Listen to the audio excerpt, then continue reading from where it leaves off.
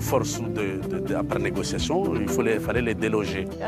Ils avaient du pétrole et ils en aspergeaient un peu partout.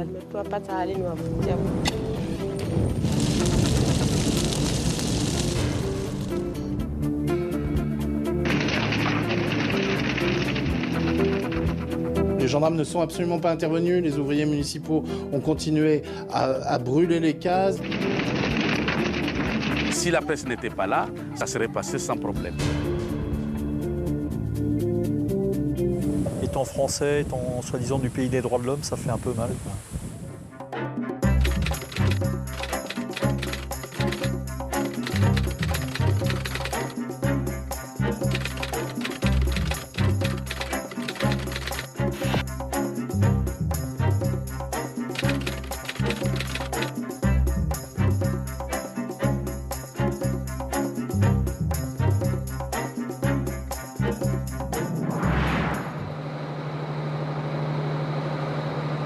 Mayotte, l'île Hippocampe, ses palmiers, ses plages. Un confetti de France à 8000 km de la métropole. Lundi 27 octobre 2003, le paradis se transforme en enfer. Un élu de la République est à l'origine d'une des affaires judiciaires les plus retentissantes qu'ait connue Mayotte. C'est le feu que le maire de Bandrélé a choisi pour se débarrasser des maisons de clandestins qui squattent à Mouro, une des plages de sa commune. 2 gendarmes assistent à la scène. Ils n'interviennent pas. 78 personnes sans abri. 28 cases traditionnelles détruites. Le choc dans l'île est énorme. L'incendie devient l'affaire à Mouro. J'ai 12 enfants, dis-toi, Lati Hussein. Ils ont tout jeté dehors et je leur pose la question à eux. Est-ce que ce sont des êtres humains pour nous avoir fait ça? Et puis pour qui nous prennent-ils? Didier Noirel est un des rares métropolitains d'Amouro. Comme tous les matins, ce lundi 27 octobre 2003, à 6 h, il part travailler. Il croise de nombreux véhicules de gendarmerie dans le village. Rien d'exceptionnel. Il y avait pas mal de gendarmes dans le village, sur la plage, mais bon, j'ai pas trop fait attention. J'ai regardé un petit peu ce qu'ils faisaient, c'était comme d'habitude. Les rafles, c'est quasiment toutes les semaines, il y en avait, hein, et quelquefois c'est toute la semaine, chaque jour. Hein. Au début, ça choque, hein, et puis après, c'est tellement fréquent qu'on... Bon, les gens le savent, il y a un petit peu un jeu de chat et la souris. Ça a l'air assez bon enfant, mais il y a toujours le côté humain qu'on oublie un peu. Mais... Ouais, ça choque pas trop en fait. C'est tellement quotidien qu'on y fait un peu moins attention. Didier prend la route de l'hôpital où il travaille.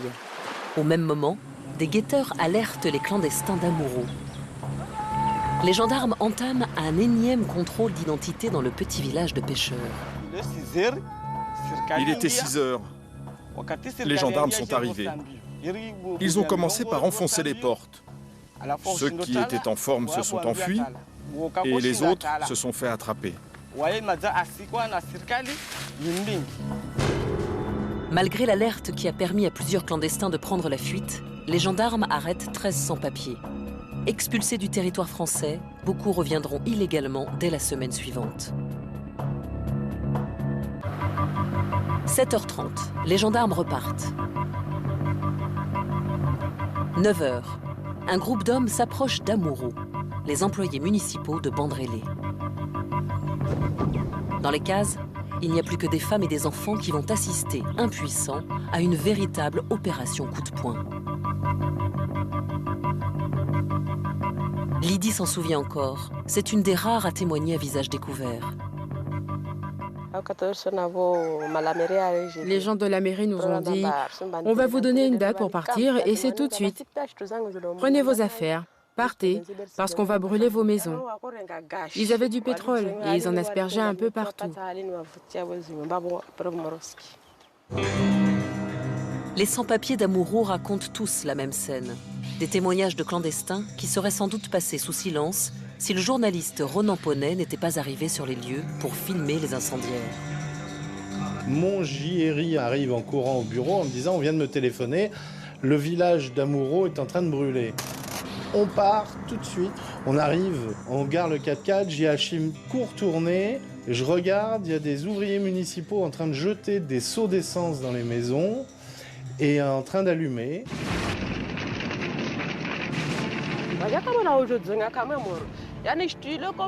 Ils sont arrivés comme ça, leur but c'était de brûler, ils ont enlevé quelques affaires et après ils ont brûlé tout le reste. Ils me disaient vite, vite, vite, il y a des choses qu'on n'a même pas pu enlever. Les employés municipaux mettent le feu à tous les bangas. Les cases traditionnelles brûlent très rapidement et c'est presque un miracle si l'incendie ne fait aucun mort, aucun blessé. Ils nous voient en train de filmer, puis pour eux, ça leur pose pas de problème. La part d'ouvriers municipaux qui entendent le discours raciste d'un maire depuis des années, vraiment, ça les inquiète pas. Tous les journalistes, la justice disaient que j'étais un raciste, mais en réalité, je suis le négociateur pour la paix de toutes les personnes ici présentes. Un sens de la négociation pas vraiment apprécié par les clandestins, pour qui le véritable instigateur de l'incendie est bien le maire de la commune dont dépend Amuro. Il fallait quand même deux forces après négociation, il fallait les déloger. On n'a pas eu tous les accords nécessaires, mais pour nous, c'était une obligation. Mais si la presse n'était pas là, ça serait passé sans problème. À Bandrélé, entre les habitants français, les Mahorais, et les clandestins de plus en plus nombreux, le divorce est consommé depuis longtemps. Pendant l'incendie, les Mahorais du village sont venus et ils n'ont rien dit. Ils nous ont juste regardés, comme ça, dans notre détresse. Sans dire un mot. L'affaire est malsaine. Elle devient même explosive. Sur les images, les gendarmes apparaissent en simples spectateurs. Ils ont été rappelés sur les lieux de l'incendie par les employés municipaux qui redoutent une réaction des clandestins. 2 gendarmes de la brigade départementale sont là, les bras croisés, et les regardent. C'est tout. Voilà. Donc ils font pas leur travail. S'il y avait eu un constat des gendarmes, si les gendarmes étaient intervenus en disant « Stop, c'est quoi ce bordel ?» Ok, tout le monde arrêtait. Ce qui n'a pas eu lieu. Les gendarmes ne sont absolument pas intervenus. Les ouvriers municipaux ont continué à brûler les cases et à frapper les femmes et les enfants. Moi, ça, je l'ai vu de mes yeux vus, quoi. J'appelle le préfet avec qui j'avais sympathisé, mais sans pour autant m'empêcher de faire mon travail. Et je l'appelle, je dis « Monsieur le préfet, je comprends pas, je suis devant une scène absolument extraordinaire. Le village d'Amuro est en train de brûler. Manifestement, il n'était pas au courant. » Jean-Jacques Brault est à l'époque préfet de Mayotte. On m'informe en me disant « Voilà, il y a un incendie sur ces habitations. » Les gendarmes sont là, etc. Donc, consternation de ma part. Je dis, bah écoute, moi ce que je vois, c'est la guerre d'Algérie. Hein. Tu ne peux pas m'accuser de brûler des mechtas comme pendant la guerre d'Algérie. C'est absurde, ça n'a aucun sens commun. Vers 11h, les employés de la mairie repartent. Ils laissent derrière eux un champ de ruines. Mais Amuro, c'était vraiment une opération, entre guillemets, commando. On y va, on démolit, on brûle, c'était vraiment symbolique. Et c'est la première fois que ça arrivait. En 2003, Denis Herman est rédacteur en chef du quotidien mahorais Kwezi. Amuro, ça ne devait pas se passer comme ça, à mon avis. Ça aurait jamais dû se passer comme ça. Mais le feu, je pense que ça a une connotation à la limite religieuse, avec une notion de purification. Avant de partir, les gens de la mairie ont dit « Là, on brûle vos maisons. Mais si on vous voit encore une fois par ici, cela va aller très très mal pour vous. »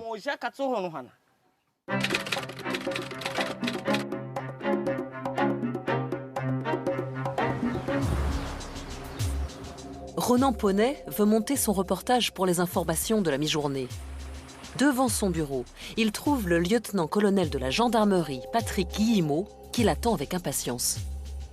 Il a essayé de voir les rushs et de me les demander. Et bien sûr, c'est une fin de non-recevoir de ma part. La gendarmerie, objectivement, était complice de tout ça. Et je comprends que le gendarme en chef, le lieutenant-colonel, ait été ému et qu'il me demande de tempérer tout ça. Donc, moi, j'ai une information, je ne veux pas y toucher.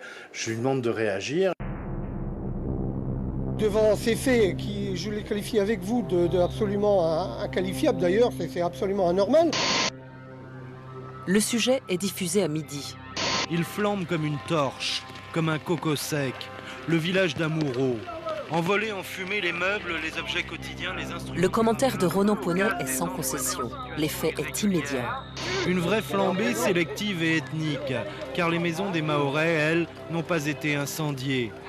Je dis épuration ethnique à Amuro, et puis en fait, ça fait une explosion atomique une fois arrivé en France et le reportage diffusé sur France 3. En métropole, la petite île d'habitude ignorée devient soudainement le centre de toutes les attentions. Sur place, à Mayotte, la nouvelle est un véritable coup de tonnerre. Dans un premier temps, tout le monde était abasourdi par ce qui s'était passé, parce que c'était d'une telle violence et d'une telle rapidité. La surprise passée, une majorité de Mahorais comprend le geste du maire. Ensuite, avec le recul, les gens se sont dit oui, mais quand même, c'est vrai que le problème de l'immigration clandestine est grave, qu'on ne peut pas crouler sous les arrivées massives de clandestins. Donc, peut-être qu'on a voulu envoyer un signal fort en disant arrêtez de venir. Un petit incident s'est produit à Amuro et qui a fait le tour du monde. Comme tous les politiciens de l'île, Ali Souf, président de l'association des maires de Mayotte, défend son homologue de Bandrélé.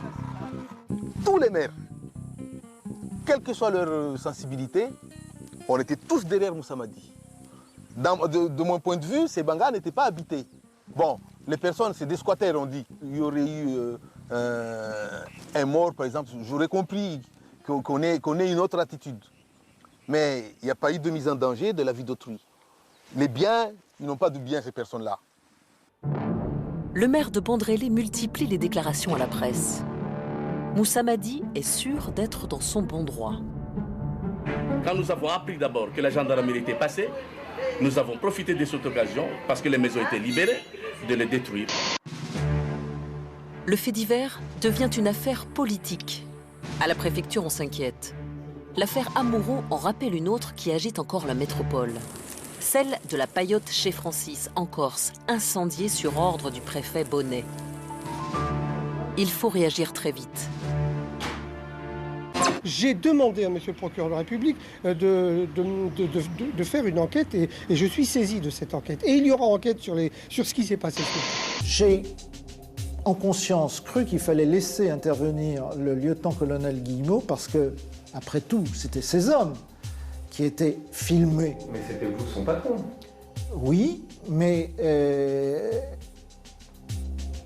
quand un préfet apprend par la presse et non pas par le lieutenant-colonel de gendarmerie qu'il y a un incident de cette nature, concevez que le préfet soit un petit peu énervé à l'égard du lieutenant-colonel de gendarmerie. L'État n'a naturellement aucune part de responsabilité dans ce qui s'est produit, contrairement à ce que certaines allégations laissent penser. Le préfet pense que les gendarmes n'ont pas pris toute la mesure de cette affaire. Il incite leurs responsables à s'expliquer dans les médias. Les gendarmes ont été rappelés ensuite parce qu'un garde champêtre, je crois, était agressé. Et ils ont découvert à ce moment-là une situation tout à fait condamnable de Banga qui était en train de brûler et qui était détruite. Et donc ils ont immédiatement pris les mesures conservatoires qui s'imposaient pour démarrer l'enquête dans d'excellentes conditions. La ligne de défense est claire. Si les deux gendarmes n'ont rien tenté contre les incendiaires, c'est qu'ils étaient trop peu nombreux. Et d'après eux, l'incendie était de toute façon déjà irrémédiable. Le journaliste Ronan Ponnet se retrouve au centre d'une polémique. Il est attaqué de toutes parts, même le préfet, Jean-Jacques Brault, l'accuse de déformer la réalité. Le préfet qui s'en prenne à la voix qui le dit, on tue le messager pour empêcher le message d'arriver. Bah ouais, non, mais c'est son rôle d'essayer de contenir et de ne pas salir l'image de l'État. De son côté, le député UMP Mansour Kamardine met en cause le reportage qu'il juge trop partisan. Les images qui ont été diffusées n'avaient rien à voir avec la réalité sur le terrain. Donc il y a eu une espèce de fabrication pour impressionner le monde. C'était là peut-être l'occasion pour un journaliste de se faire un nom et de se dire, voilà, j'ai le sujet de l'année. Amuro, ça m'a rien apporté. La course au scoop, ça m'a rien apporté.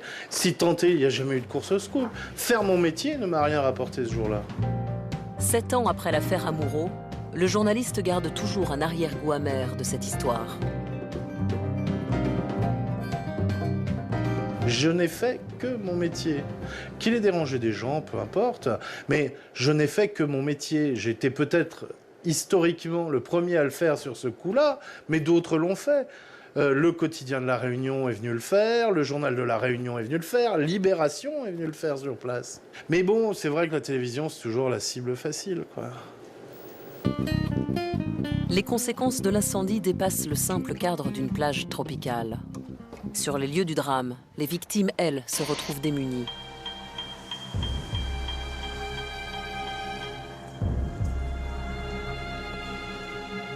Lundi 27 octobre 2003, à 15h, de retour chez lui, Didier Noirel découvre avec stupeur le nouveau visage d'Amoureau.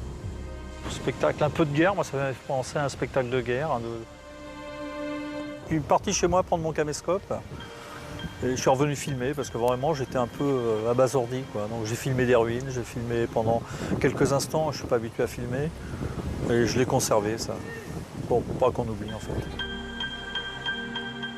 Une claque, spectacle de désolation, des gens qui sont devant, qui regardent et on ne comprend pas ce qui s'est passé réellement, quoi. Les images des enfants qu'il connaît tous, errant au milieu des ruines, resteront à jamais gravées dans sa mémoire. Étant français, étant soi-disant du pays des droits de l'homme, ça fait un peu mal, quoi. Cette journée de l'incendie est l'un des pires souvenirs d'Ayati. À l'époque, elle n'avait que 6 ans. Ce jour-là, j'étais à l'école. J'avais dit à mes copines qu'en sortant, j'allais bien m'amuser, que j'allais bien manger quand on allait rompre le jeûne du Ramadan.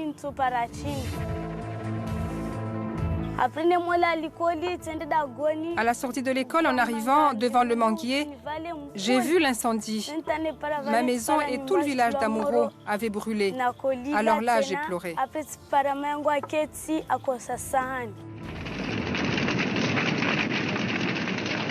70 sans-abri. Personne ne leur vient en aide. La première nuit est cauchemardesque. Une pluie violente frappe le sable d'Amoureau en ce début de printemps austral.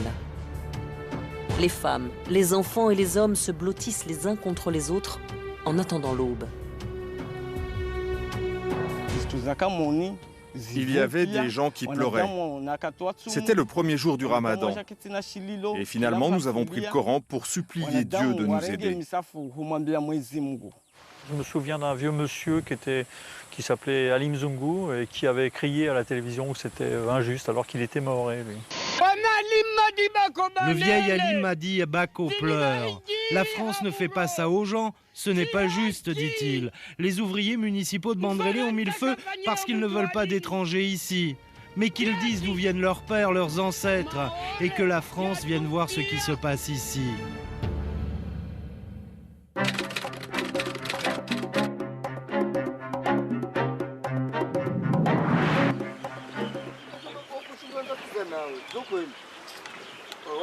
Le désarroi des clandestins d'Amoureau est immense. Ils pensaient échapper à la misère en venant à Mayotte. Une île dont ils partagent la langue, la culture et la religion. Et certains ont même ici des liens familiaux. Amoureau devient un symbole, celui d'une affaire de famille qui tourne mal. L'histoire de 4 îles sœurs en plein océan Indien qui n'en finissent plus de se déchirer, coincées entre Madagascar et la côte africaine. Une rivalité ancienne qui ressurgit dans l'histoire récente de l'archipel des Comores. En 1975, l'archipel des Comores est une colonie française. Lors du référendum, seules 3 des 4 îles, Grande Comore, Moélie et Anjouan, souhaitent leur indépendance. Mayotte manque à l'appel. Les Mahorais créent la surprise. Ils sont 65% à vouloir rester français. Ils ne veulent pas, comme ils l'ont toujours craint, être la dernière roue du carrosse comorien. La France décide alors de conserver l'île malgré les condamnations de l'ONU. En 2011, Mayotte devient le 101e département français. L'histoire des Comores indépendantes sera, elle, beaucoup plus mouvementée. Séparatisme, dictature, guerres intestines, aidées parfois de célèbres mercenaires comme Bob Denard. Les Comores vont connaître une vingtaine de coups de force, réussis ou non, en 25 ans. Pour beaucoup d'observateurs, l'ombre de la France et de ses services plane toujours sur l'archipel. Aujourd'hui, l'Union des Comores est devenue un des pays les plus pauvres au monde. Le salaire moyen y est 10 fois inférieur à celui de Mayotte, où la situation économique est pourtant loin d'être idéale, avec un taux de chômage de 25%. Mais pour les Comoriens les plus défavorisés, notamment ceux qui viennent de l'île d'Anjouan, Mayotte, la française, reste toujours aussi attractive. Par rapport à ce qui s'est passé à Amuro, cette triste affaire, on y pense encore, mais on n'a pas le choix. On doit continuer à vivre ici et aller de l'avant. Si on savait comment faire pour avoir une vie meilleure, on l'aurait fait depuis longtemps. Ils pensaient trouver l'Eldorado, mais la réalité quotidienne des clandestins de Mayotte est bien différente. Main-d'œuvre bon marché pour les secteurs de l'agriculture, de la pêche ou du bâtiment. Ils sont indispensables à l'économie mahoraise tout entière. Comme il y a du travail, les Comoriens continuent à venir. Résultat, Mayotte compte à peu près 200 000 habitants. À peu près, car on estime que 30 à 50% de la population est sans papier. Aucune région de France, du monde d'ailleurs, d'une manière générale, ne supporterait pas le poids de l'immigration clandestine tel que nous le vivons à Mayotte. En 1995, Mansour Kamardine est une valeur montante du RPR. Futur cadre de la droite mahoraise, il fait de la lutte contre l'immigration clandestine une de ses priorités. Il faut savoir qu'il naît à la maternité de Mamoudzou en moyenne 25 enfants par jour. Sur les 25 enfants qui naissent, plus de 20 sont d'origine, enfin les parents sont d'origine clandestine. Qui supporterait ça? Dans 10 ans, dans 15 ans, les Mahorais ne seront plus à Mayotte, ils ne seront plus chez eux. Il se pose un problème de souveraineté. L'État tente depuis longtemps et par tous les moyens de lutter contre l'immigration. Les contrôles d'identité sont quotidiens, les forces de police toujours plus nombreuses. Mais malgré les patrouilles, les radars et tous les moyens mis en œuvre, les kwassa-kwassa, les boat people comoriens, continuent d'arriver chaque nuit à Mayotte. La traversée est risquée. Les passeurs n'ont aucun scrupule à entasser plus de 30 personnes dans ces petites embarcations, sans aucune sécurité. Attends.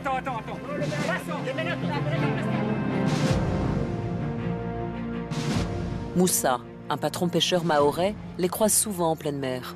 C'était en 2004, je crois, que j'avais sauvé deux gens là, avec un bateau qui dérivait, avec un morceau de 15 chevaux qui était en panne. L'essence avait pris l'eau, ils n'avaient aucun outil pour dépanner le moteur. On a dépanné le moteur avec mes gars, on les a changés parce qu'il y avait 29 bonhommes et 4 enfants. Déjà, ils partaient. L'eau, le courant, il le dégageait. Ici, il n'y avait pas nous qui passaient là, c'était fini. Pour moi, cette pratique, ça me fait mal de le voir. Parce que ce sont des êtres humains. On est tous de même religion, de même zone, mais sachant que Mayotte a décidé d'être français et eux, ils ont resté comoriens. Ces 70 km d'océan Indien constituent un cimetière pour les candidats à l'immigration. Plus d'une centaine de morts chaque année. Les Comoriens restent prêts à tout pour offrir un avenir meilleur à leurs enfants. Ces arrivées massives de clandestins exaspèrent les habitants de Mayotte. Depuis le début des années 90, la situation sociale de l'île s'est détériorée. En 1995, Édouard Balladur, alors Premier ministre, instaure un visa d'entrée à Mayotte. Les Comoriens deviennent indésirables. Le problème de l'immigration clandestine occupe bientôt tout l'espace public et les esprits s'échauffent. À Sada, la deuxième ville de Mayotte, en 2000, les clandestins sont expulsés de manière spectaculaire. Je souhaite qu'il ne soit trop tard, ça fait depuis 2000 que nous le disons, que la République, que l'État, que les gouvernements, dans leur ensemble, entendent ces cris d'exaspération. L'appel du député Mansour Kamardine est entendu. En 2002, un nouveau préfet arrive dans l'île. Jean-Jacques Brault est conseiller spécial auprès de Jacques Chirac pour les questions de l'immigration.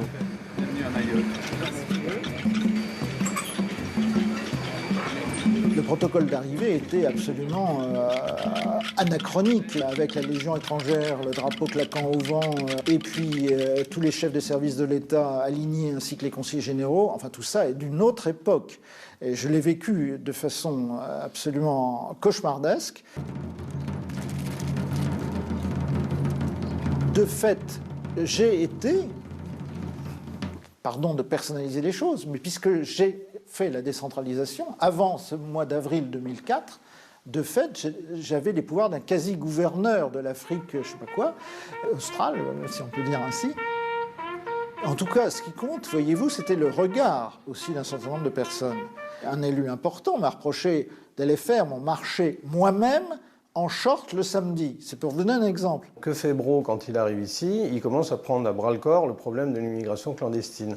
Il se lance là-dessus, s'aperçoit que c'est un problème extrêmement difficile et extrêmement grave à traiter, et avec sa fougue habituelle, décide de frapper un grand coup. On va retrousser les manches et puis on va y aller, non pas avec le pinceau, mais avec le marteau. Jean-Jacques Brault est le premier préfet à faire détruire publiquement des kwassa-kwassa devant des caméras. Les destructions des kwassa étaient vraiment plus destinées à dissuader les passeurs que les immigrants eux-mêmes. De dire, écoutez, il y a un problème et le gouvernement de la République a décidé de prendre ce problème à bras-le-corps. Ce durcissement contre l'immigration clandestine trouve un large soutien dans la classe politique et parmi la population mahoraise. Seul le maire de Koungou fait entendre une voix différente. Et on nous a fait venir Brault. Alors la machine de répression a été mise en place. Je bénéficiais pour cette politique d'un très large soutien de tout le Conseil général, de pratiquement tous les maires, sauf un peut-être, et de tous les parlementaires. J'aurais aimé que les services de l'État me donnent les moyens pour régler le social de ces gens-là. Ce n'est pas avec des matraques et des rangers qu'on réglera le problème des Mahorais et des Comoriens. Pendant l'affaire Amuro, certains journalistes ressortent les déclarations du préfet et l'accusent d'incitation à la haine raciale. Il avait qualifié l'immigration clandestine d'invasion migratoire et de viol de notre maison par des gens qui n'ont rien à y faire. Alors, je ne vais pas donner a posteriori raison à ceux qui disent, vous voyez, c'est parce que Jean-Jacques Brault parlait trop que d'autres se sont crus autorisés. Peut-être que dans l'esprit de certaines personnes, le discours du préfet Brault a été perçu comme un blanc-seing pour faire n'importe quoi. Un n'importe quoi qui a commencé depuis longtemps à Bandrélé. Un mois avant l'incendie d'Amuro, la ville connaît déjà une véritable chasse aux clandestins. Mais à l'époque, le maire tente encore de calmer les esprits. Chasser les gens, paraît-il, en situation régulière, ce n'est pas la bonne solution. Une ambiance pesante qui incite les clandestins à se réfugier sur la petite plage d'Amuro, pour l'instant encore paisible. Ils y arrivent en masse et occupent les cases traditionnelles abandonnées, les fameux bangas. Bientôt, ce village aura complètement disparu.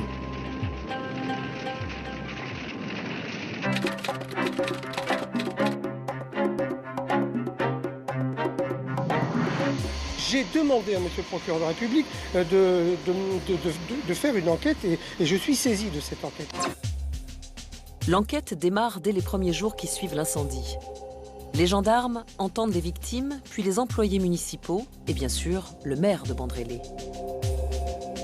À la question que tout le monde se pose, a-t-il donné l'ordre de détruire les bangas d'Amuro? Moussa Madi, le maire de Bandrélé, répond « Oui, c'est bien moi qui ai donné cet ordre ». La version du maire n'a jamais changé.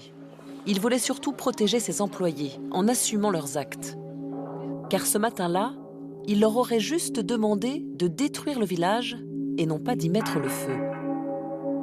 Les clandestins disaient « Dès que vous partirez, nous allons reconstruire avec les mêmes matériaux ». Donc les agents ont eu le réflexe, je ne sais pas de quelle manière je dirais, c'est-à-dire est-ce que c'était bon ou mauvais, mais ils ont eu le réflexe de le brûler, sans bien sûr mon autorisation. Mais comme ils l'ont fait, j'assumais, j'assumais.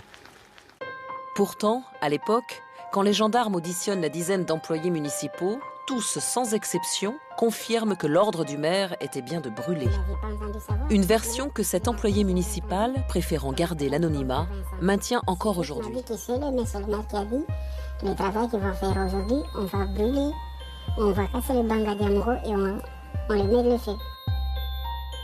J'avais brûlé, mais quand même dans mon cœur, j'en ai pas de moyens, j'étais obligée. Je l'avais fait, mais ça m'a fait mal. Les enquêteurs tentent de répondre à une autre question. Est-ce que Moussa Madi était sur les lieux au moment de l'incendie? Les clandestins restés sur la plage et les employés municipaux assurent qu'ils n'y étaient pas. Mais plusieurs témoignages vont semer le doute. Certains sans-papiers, comme Ali, encore caché dans la colline, ont vu une voiture s'arrêter et puis repartir. Au moment où les maisons brûlaient, quand la fumée a commencé à s'estomper, j'ai vu le maire. Il est venu à côté du manguier là-bas. Il n'est pas descendu de sa voiture, il a juste baissé sa vitre. Puis il a vite fait demi-tour et il est parti. Sûrement que beaucoup de gens n'ont pas vu qu'il était passé. Le maire n'était pas là. Avant tout, il est enseignant. Et donc pendant ce petit incident, et j'insiste bien sur le mot petit, il était dans son école. C'est de son école qu'on lui a téléphoné pour lui dire, bon voilà, il s'est passé telle chose à tel endroit. Ah bon? Effectivement, il est passé voir, mais il n'avait pas intérêt à s'arrêter parce qu'il savait bien comment ça se passe ici. Peut-être que les habitants de Amuro seraient sautés sur le maire pour le taper dessus, des trucs comme ça. Pour Moussa Madi, ces témoignages à charge n'ont aucune espèce d'importance. Il a un argument de taille. Ces paillotes appartenaient à la commune de Bandrélé. Au fond, il n'aurait donc fait détruire que ses propres biens. Mais le comble, c'est que les journalistes ne disaient pas la vérité. Pourquoi? Oui, parce qu'ils disaient que c'est les biens d'autrui. Alors que ces biens-là n'appartenaient pas à d'autrui, ça revenait à la municipalité. Zalifa Aboudou est la mémoire d'Amuro. Elle est française et fait partie de la communauté mahoraise du petit village. Avant 2000, les Mahorais habitaient encore dans ces fameux bangas sur la plage, dans des conditions de vie difficiles, sans eau ni électricité. Notre mère nous a dit, pas d'inquiétude, vous allez être relogés, avoir de meilleures conditions de vie.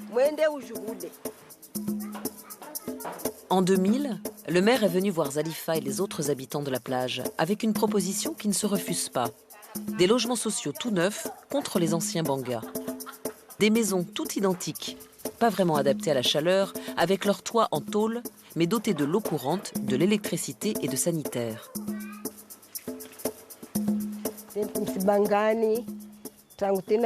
Là, c'est mon chez-moi, c'est ma nouvelle case. Merci mon Dieu et merci Monsieur le maire. Je n'ai pas encore de terrasse, c'est vrai, je n'ai pas encore de cuisine, mais aujourd'hui j'ai l'eau, j'ai l'électricité. Merci mon Dieu. Nous leur avons donné des maisons gratuites. Par contre, ils devaient détruire ces maisons-là avant de les quitter. Ce qu'ils n'ont pas fait. Et les clandestins se sont installés. Il nous avait dit qu'il conserverait les bangas pour en faire un village touristique. Et que grâce à cela, on aurait du travail, qu'on aurait pu faire un peu de restauration pour les gens qui viendraient visiter les bangas. Bref, on allait s'occuper des touristes. C'est ce que nous avait dit, monsieur le maire. Mais on attend toujours, hein.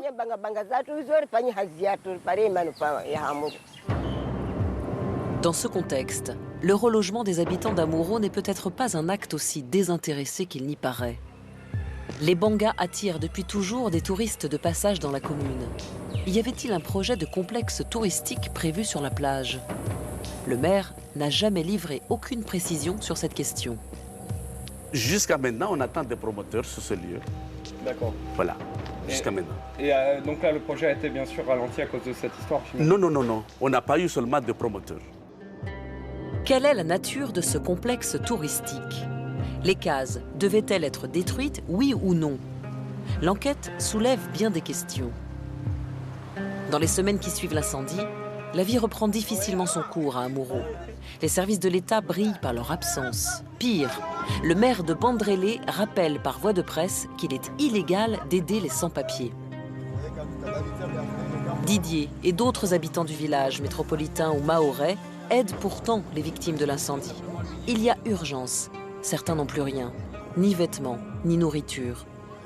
C'est mes voisins, voilà. Quand je suis arrivé à Mayotte, c'était mes premiers voisins, donc mes premiers amis, point final. Pas leur demander leurs papiers. Plus que de l'aide, ce que réclament par-dessus tout les clandestins d'Amuro, c'est que justice soit faite. Les conclusions se font attendre, les semaines, les mois passent. 1 an plus tard, à Mayotte, on n'entend plus parler des suites de l'affaire. Mansour Kamardine, député mais aussi avocat, a choisi de défendre le maire de Bandrélé. Il pense que le procureur a sciemment laissé traîner les choses. Le maire, dès le départ, on lui dit oui, il y a eu le feu, oui, c'est moi qui ai donné l'ordre. Donc il n'y avait plus matière à instruction. Les faits étaient établis, ils étaient constants, il n'y avait plus rien. On aurait pu le juger. On a pris le soin de prendre une instruction, d'abord pour calmer effectivement l'opinion locale, parce que tous les Mahorais étaient derrière le maire de Bandrélé. Et donc c'était peut-être pas opportun d'organiser un procès tout de suite. Ensuite, il a ouvert, mais il a demandé au juge d'instruction de ne pas trop précipiter. Ça correspondait bien au contexte national de l'époque. Nous sommes en pleine affaire Payotte-Corse, donc il ne faut pas accepter qu'il y ait encore une deuxième affaire Payotte-Mahoraise. Hasard de l'histoire et des voisinages, un nouvel habitant s'installe à Amuro. Antoine Chapira. Il est avocat et va s'intéresser au dossier. Les clandestins vont vite le convaincre de les défendre. C'était une grosse affaire qui était, quand je suis arrivé, qui était bien enterrée, à vrai dire. Enfin, plus personne n'en parlait. Donc ils étaient un peu livrés à eux-mêmes, en fait, en réalité. Ils avaient assez peu de soutien. Donc voilà, moi, je suis arrivé à ce moment-là, il m'a semblé que c'est mon métier et qu'il fallait les défendre et qu'ils avaient le droit d'être défendus. Ils avaient un désir de justice. Ils voulaient savoir si la France et si la justice française autorise un maire à incendier leur village. Je ne sais pas pourquoi, mais ce que le procureur a introduit une action en justice un an après. Et j'ai dû endurer pendant 2 ans et demi après toutes les tracasseries de la justice. Le procès s'ouvre enfin le 1er juin 2006, 2 ans et demi après les faits. Moussa Madi en cours de la prison ferme.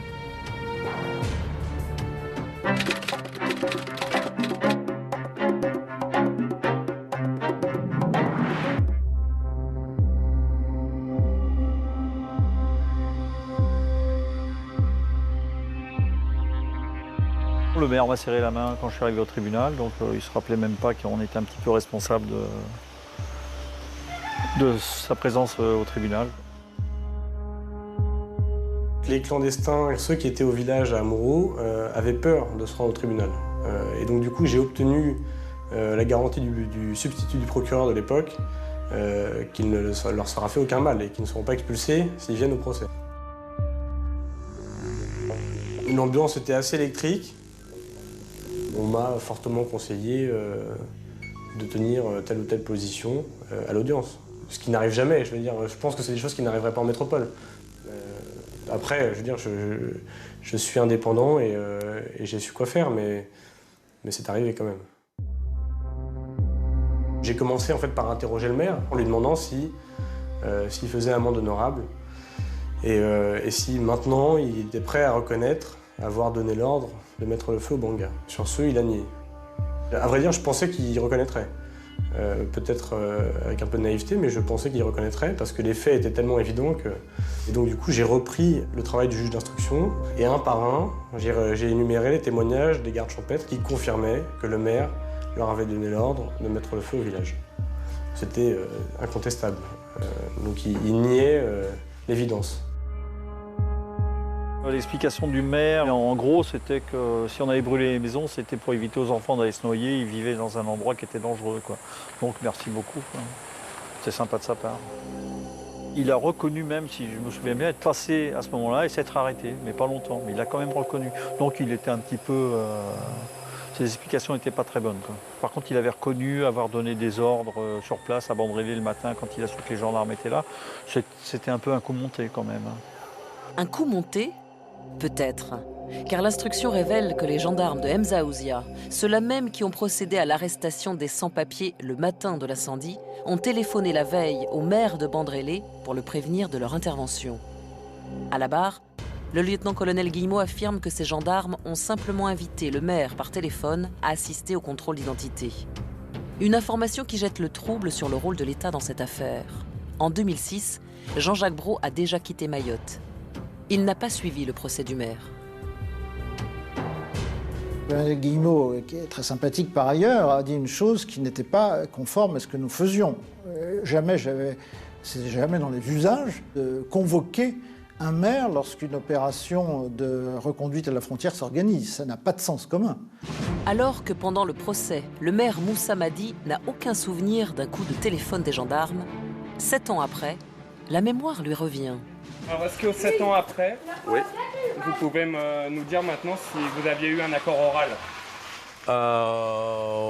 En quelque sorte, oui. Ce n'est pas oral, mais c'était sous-entendu. Donc, par la préfecture? Oui, puisque la gendarmerie m'a appelé en me disant qu'ils allaient intervenir à Moro. Donc, peut-être par la préfecture, je ne sais pas, mais normalement, ça doit être comme ça. Le maire de Bandrélé, dans cette affaire de Amuro, est un bouc émissaire. Mais il n'osera pas le dire. J'ai eu la possibilité de discuter avec des élus de l'UMP, que je ne citerai pas parce qu'ils doivent le dire eux-mêmes, s'ils ont la conscience. Parce que la conscience, c'est d'avouer ses fautes. Il n'y a pas eu, à ma connaissance, de collusion entre les gendarmes et la mairie. Mais on avait un maire qui, pendant plusieurs mois, avait demandé à ce qu'effectivement, on récupère, qu'il puisse récupérer cet espace. Après, courrier à la préfecture, la gendarmerie m'appelle en me disant qu'il y a eu l'intervention demain matin à 5 h. Moi, dans ma tête, c'est ça. Hein. Il a rêvé, excusez-moi, comme disent nos ados, il rêve. Enfin, franchement... Moi, je suis stupéfait qu'on puisse imputer cela, même indirectement, à la préfecture. C'est absurde. Je n'avais pas dit dans le secret de mon cabinet, en manipulant un briquet, un colonel de gendarmerie, il faut régler ce problème-là. Ça n'a pas de sens. Ça n'a jamais été très clair. Même la défense du maire, j'ai pas le souvenir de l'avoir entendu se réfugier derrière des réquisitions orales de la préfecture, enfin en tout cas à l'audience. Hein. Il y a un flou sur une intervention de la préfecture qui aurait diligenté le maire à faire ça ou pas. Comme aurait dit le général de Gaulle au moment de l'affaire Benmarca, il n'y avait dans tout cela que rien que de subalternes et de misérables. Pendant le procès, le problème du coup de téléphone de la gendarmerie n'occupe quasiment aucune place dans les débats. Moussa Madi est bien seul face à la justice. Le procureur Guijan va très loin dans ses réquisitions. Il parle de similitudes avec les prémices du génocide rwandais. Moussa Madi est reconnu coupable de destruction de biens mobiliers appartenant à autrui par incendie, avec mise en danger des personnes. L'ensemble des clandestins et leur porte-parole, Moïsta Daoud, salue cette décision devant les caméras de télévision. C'est un truc vraiment dégueulasse ce qu'il a fait. Et là, c'est bien pour moi, le jugement, ce qu'ils ont jugé là, c'est très bien pour moi. C'était une décision qui a été prise contre les Mahorais. C'est les Mahorais dans leur ensemble qui se sont sentis condamnés à travers Moussa Madi.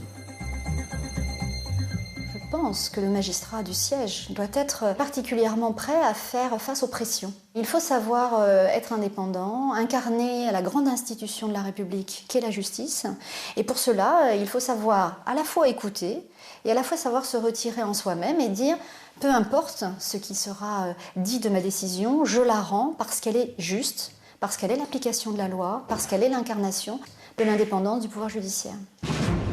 Le maire de Bandrélé est condamné à 1 an de prison avec sursis, 500 € de dommages et intérêts pour chacune des 26 familles de clandestins et surtout à 2 ans d'inéligibilité. J'étais mort J'étais mort, mais pas abattu.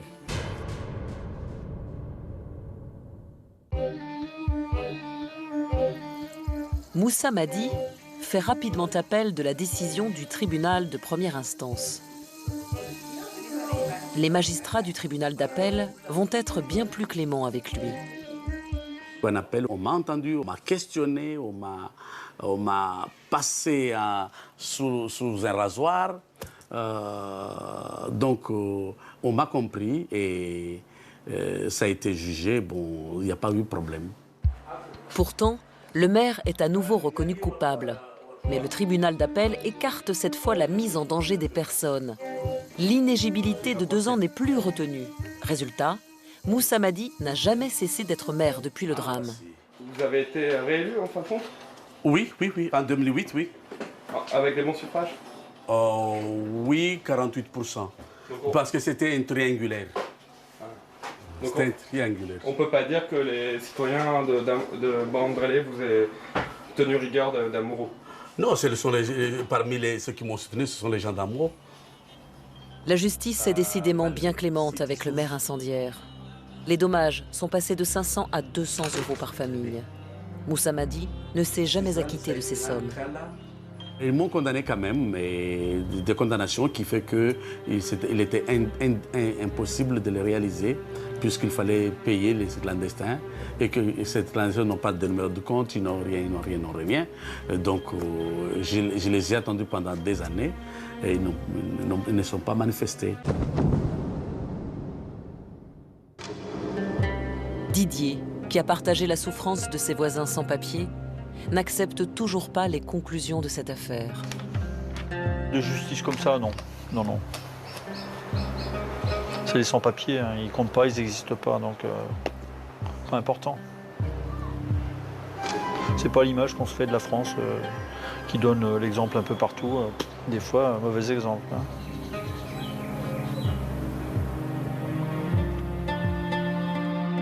Antoine Chapira, peu en phase avec l'exercice de la justice à Mayotte, a préféré quitter l'île pour poursuivre sa carrière d'avocat ailleurs. In fine, la justice est passée, le maire est coupable d'avoir détruit ce village. C'est ce qu'il faut retenir quand même de cette affaire. Après, les conditions, la façon dont ça s'est fait, effectivement, plusieurs aspects sont contestables. Quand on est sur une île avec une promiscuité très forte entre les acteurs judiciaires, les acteurs politiques et que les magistrats restent très longtemps à leur poste, effectivement, ça pose des problèmes. Ce dossier a bénéficié d'un enterrement de première classe. Il y avait un souci de différentes personnes de faire en sorte qu'il n'y ait pas de remue-ménage et que la paix sociale, entre guillemets, ne soit pas menacée à Mayotte. Une paix sociale pourtant loin d'être assurée. L'affaire d'Amuro n'a été qu'une étape dans l'escalade. Les Comoriens revendiquent aujourd'hui de nouveaux droits, parfois dans la violence. Chaque fait divers ravive les tensions entre les deux communautés, les Mahorais et les clandestins. À Amuro, les sans-papiers n'attendent plus grand-chose de la justice française. Ils sont trop occupés à survivre dans des conditions de plus en plus difficiles. J'avais un banga ici. Je vivais avec un ami et sa famille. Aujourd'hui, le propriétaire est un Mahorais. Ce qui fait une vraie différence avec avant, c'est qu'on était beaucoup plus près de notre lieu de travail. Maintenant, là où on habite, il n'y a pas d'eau, pas d'électricité, et on fait de très longs trajets pour aller à la fontaine. Les Anjouanais ont reconstruit leur village, avec toujours les mêmes bangas traditionnels. Mais cette fois, ils se sont installés derrière la plage, à l'abri des regards dans la colline. En contrebas, les cases des Mahorais en dur. Les deux communautés, à quelques centaines de mètres l'une de l'autre, vivent plus que jamais dans des mondes séparés.